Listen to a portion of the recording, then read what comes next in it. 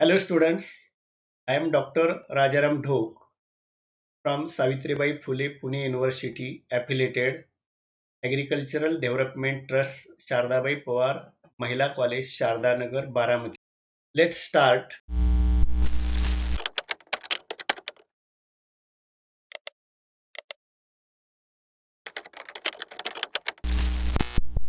We learn about the crystal field theory. In the lecture 11, we see about the spectrochemical series.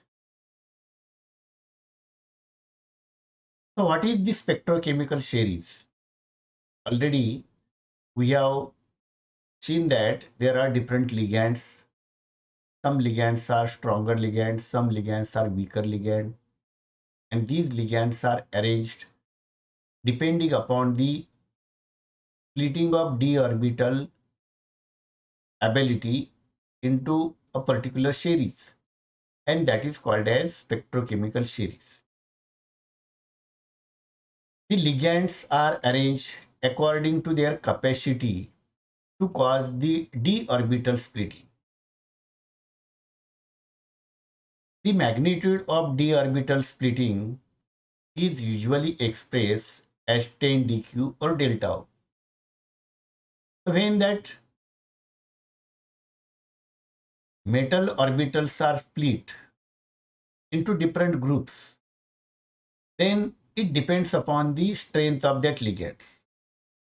So the ligands exerting a strong field that gives a high delta values, and the ligands which have weak field that gives a less delta values. And on the basis of this, these ligands are listed depending upon their strength. They are given order depending upon their strength, and such a series that is called as spectrochemical series. So in this spectrochemical series, we arrange the ligands depending upon strength or ability of splitting of d orbital. So you see, this is the spectrochemical series. We arrange some ligands on the strength of their ability to split the d orbitals. So here Cn is at the top, and then in the decreasing order there is NO2 minus, orthophenyl, diphenyl, ethylene diamine, NH3, CNS, H2O, C2O4 minus 2, OH minus, F minus, Cl minus, Br minus, I minus. So in this series, we have shown that different ligands in the decreasing order. So the ligand which is at the top of the series, that is called a strong field ligand, and ligand which is at the bottom of this series, that is called as weak field ligand. And other ligand is also arranged according to their strength, that is in the decreasing order, or from iodine we use in the increasing order. So to understand the strength of that different ligands, we can take certain examples, and from that example we get idea about the strength of that ligands. So see, this is the one table. Here crystal field splitting for some octahedral complexes with different ligands are shown. So in the first example, you see here nickel is the metal in all example, and different ligands are attached with that nickel, and such complexes are formed. So first complex is NiBr6 minus 4, and its delta O value is 7000 centimeter raised to minus 1. In NiCl4 4 minus 7200, NiH2O6 2 plus 8500, NiNH3 2 plus 10800, NiEN3 2 plus 11500. So you see this, in this metal is same, but ligands are different. So when position of ligand in the spectrochemical series is at the upper position, then delta value increases. So simply we say that when position of ligand in the spectrochemical series is at the upper side, then its delta value is higher. Now we take one other example. Here rhodium complex is given. Rhodium complex that is from the second transition series. And they are attached with different ligands like Br, Cl, H2O, NH3, En. So here RH Br6 3 minus, its delta value is 1900. RHCl6 20300. RHH2O6 27000. RHNH36 34100. RHEN3 34600. Now see here in bromium, chlorine, H2O, here as position of ligand in spectrochemical series increases, then its delta value increases. This is observed in both first transition series element and second transition series element.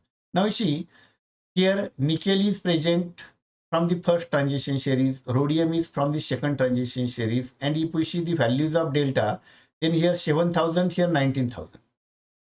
So here second transition series complexes forms stronger complexes as compared with first transition series complexes irrespective of the ligand. And so we can identify here strength of the complexes on the basis of that ligand and in the position of metal in transition series. Then second point is Nepluggetic effect and Nepluggetic series. So what is the Nepluggetic effect and how it is explained? And it is different than the spectrochemical series. So the effect of ligand in expanding the d electron cloud of the central metal ion, that is called as Nepluggetic effect. Means when that ligand come in contact with the metal, then this ligand expands the electron cloud of that central metal ion, and that is called as Nepluggetic effect. In case of the spectrochemical series, when metal interact with the d orbital, then d orbital splits, and that's d orbital splitting ability of metal that is expressed in spectrochemical series. Here in Nepluggetic effect, the effect of ligand in the expanding of electron cloud of that central metal ion is expressed. So this Nepluggetic is the Greek word, and meaning of that Nepluggetic word is cloud expanding. So here in this effect, cloud expanding is observed by that ligand and it expands the cloud of that metal. So it is believed that this expansion of the d electron clouds occurs at least partly because the metal ion d orbitals overlap with the ligand atom, and at that time it provides the path by which d electron can escape to some extent from the metal ion. So this is the delocalization of electron from metal to ligand. So some common ligands are arranged in the order of their ability to cause d electron cloud expansion, and series are prepared, and this series is called as Nepluggetic series. So in the Nepluggetic series, ligands are arranged on the ability of their electron cloud expansion. So this is the Nepluggetic series. In that Nepluggetic series, iodine is at the top. Then in decreasing order, Br, Cn, Cl, CnS, En, C2O4 minus 2, NH3, H2O, F. So we say that iodine is at the top and fluorine is at the bottom. So if we observe the spectrochemical series and Naploggetic series, then there is not any relation. Only this is on the observation and there is not any relation between these two series. And this order is independent, or this series is independent, it is not related with this. So this Naploggetic effect suggests the development of covalent bond character in the metal ligand bond. Now we see the limitations of crystal field theory, because when we studied the crystal field theories, then it is easy, but they have some limitations. So what are the limitations? So this crystal field theory only accounts for the metal d orbitals, and it does not considers any s orbital, p orbitals of the metals and any other orbitals of ligands. And so this is one of the limitation, because in metal originally there is s orbital, then p orbital, d orbital, but this CFT explains only about the d orbitals and he not considers the s and p orbitals. So this is the great limitations. It is a great drawback. This crystal field theory considers the ligand as a point charges, and this assumption is far from the reality, as creates many difficulties. This theory also not consider the formation of covalent bonding between metal and ligand at all. This theory only explains the formation of electrostatic force of attraction or ionic bond and not considers about the covalent bonding. But actually in the coordinate complexes, covalent bonding is also present. So there are many properties which cannot be explained unless partial coherent characters present in the complex. Now, again, there are some limitations. This theory does not take into account possibility of double bond, that is pi bond between the metal and ligand in the different complexes. Actually, in practice, such type of sigma bond, pi bond, that is present in the coordinate complexes. But here it is not considered by this CFT. This CFT, when we consider, then order of ligand in the spectrochemical series is defective. It cannot explain why negative ion like OH produces weaker field than neutral ligands like water molecule or ammonia.